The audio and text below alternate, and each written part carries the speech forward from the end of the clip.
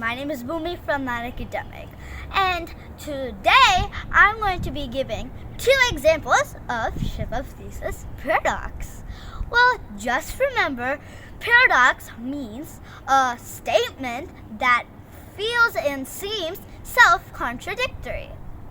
Well, now let's begin with my first example.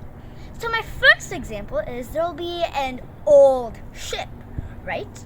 And in the first year, one of the planks will be broken. So we replace it. The second year, the same thing. Third year, the same thing. Fourth year, the same thing. Fifth year, the same thing.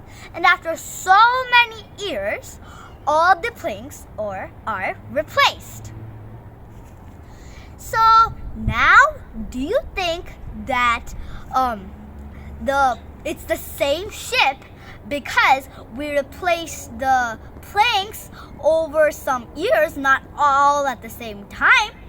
Or do you think it's a brand new different ship because you replaced all the planks?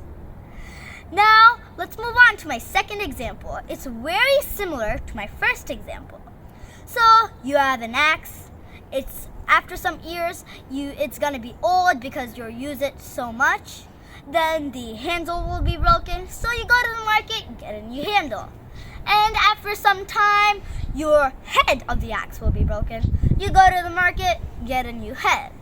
Now, do you think it's the same axe you were using?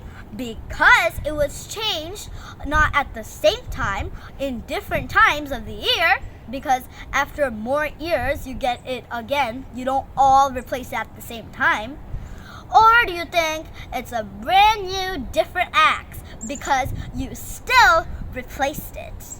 You can always comment down your answer or comment below.